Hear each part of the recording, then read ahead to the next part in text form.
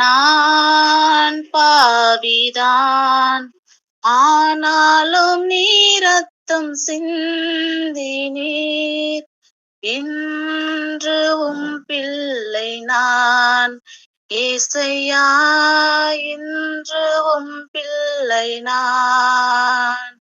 நான் பாவிதான், ஆனாலும் நீர் ரத்தம் சிந்தினீர்.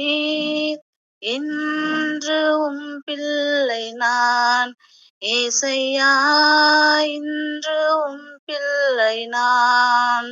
A few minutes later, நமது பிதாவாகிய கடவுளிடமிருந்தும் குமாரனாகிய இயேசு கிறிஸ்துவிடமிருந்தும் நம் அனைவருக்கும் கிருபையும் சமாதானம் உண்டாவதாக. ஆமீன். மனிதனுடைய வாழ்க்கையில் தற்பெருமை கொள்வது அதிகமாக வளர்ந்து கொண்டே வருகிறது. என்ன சொல்ல போனால், எனக்கு நிகரானவன் யாருமே இல்லை, எனக்கு சமமானவன் யாருமே இல்லை, என்னை எதிர்க்க யார் இருக்கிறாங்க, என்னை எதிர்க்கிற அளவிற்கு யாருக்கு தைரியம் இருக்குது என்று சொல்லி ஒரு கர்வத்தோடு சுய பெருமையோடு அதிகமான ஜனங்கள் என்ன பண்ணுறாங்க, வாழ்ந்து கொண்டு இருக்கிறாங்க. அப்போ அந்த கர்வமானாலும் சரி, அந்த சுய பெருமையானாலும் சரி, அது மனுஷங்கிட்ட மட்டும் காட்டுறாங்களா? இல்லை.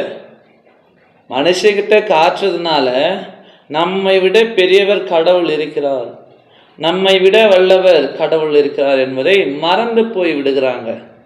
மனுஷங்கிட்ட தன்னுடைய பெருமையை தெளிவாக சொல்லுவாங்க. எனக்கு சரியானவன் யாருமே இல்லை, எனக்கு நிகரானவன் ஒருவருமே இல்லை, என்கிட்ட ஒருவரால் நிற்க முடியாது, என்கிட்ட ஒருவரால் பேச முடியாது, என்னை எதிர்ப்பதற்கு யாருமே இல்லை என்று அந்த சிந்தனையில் இருக்கும்போது கடவுளை மறந்து விடுகிறாங்க. ஆனால் நாம் எல்லாரை விட கடவுள் பெரியவராக இருக்கிறார். கடவுளுக்கு நிகரானவர் யாருமே இல்லை, கடவுளுக்கு சமமானவர் யாருமே இல்லை. இயேசு மட்டுமே எல்லாருக்கும் மேலானவராக இருக்கிறார். அவருடைய ஆளுகையின் கீழாக தான் இந்த உலகம் இயங்கி கொண்டிருக்கிறது. அதான் நாம் பார்க்குற வேதத்தில் கூட, அவர் வானத்தை சிம்மாசனமாகவும் பூமியை பாதபடியாகவும் வைத்து கொண்டிருக்கிறார். அவர் எல்லாரை விட வல்லவராக இருக்கிறார், எல்லாரை விட பெரியவராக இருக்கிறார் நம்முடைய கடவுள். எனவே நாம் ஒன்றை மறந்து போகக்கூடாது. நம்மை விட, மற்ற எல்லாரை விட பெரியவர் ஒருவர் இருக்கிறார். அவர்தான் இயேசு ஆண்டவர். அந்த இயேசுவுக்கு நிகரானவர் ஒருவருமே இல்லை, அந்த இயேசுவுக்கு சமமானவர் ஒருவருமே இல்லை. அப்போ நாம் என்ன செய்ய வேண்டும்? அந்த இயேசுவுக்கு முன்பாக நம்மை தாழ்த்த வேண்டும். அதுதான் வசனம் சொல்றது, ஒருவன் தன்னைத்தான் தாழ்த்துகிறவன் உயர்த்தப்படுவான், தன்னைத்தான் உயர்த்துகிறவன் தாழ்த்தப்படுவான் என்று வேதம் சொல்கிறது.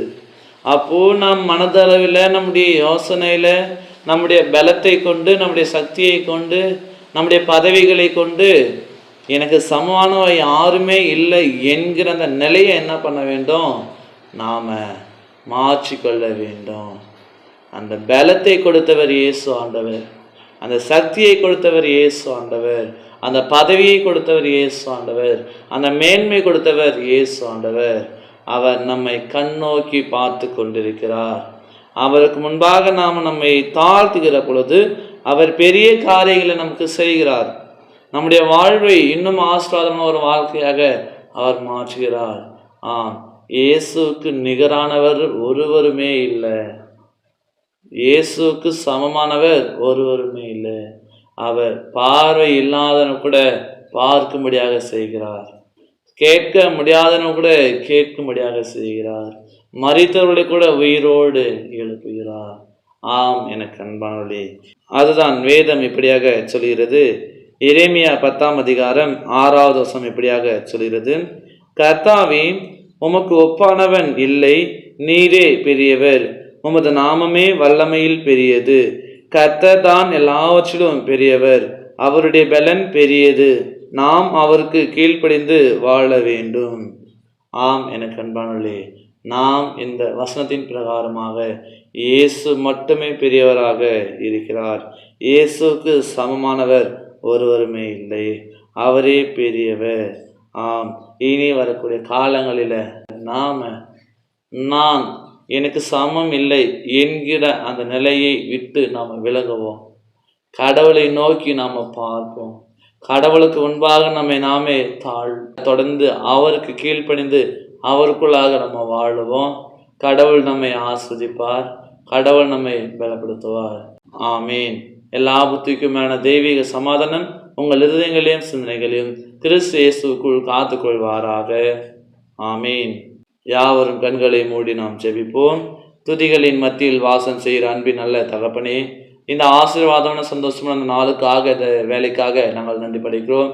உம்முடைய தயவினாலே எங்களை இந்த நாளை காணும்படியாக நீர் பாடின கிருபைகளுக்காக நாங்கள் நன்றி படைக்கிறோம். இந்த நாளில் கூட நாங்கள் கேட்டபடி சத்தியத்தின் பிரகாரமாக இனி வரக்கூடிய காலங்களில் நான், என்னுடைய பலன், என்னுடைய மேன்மை,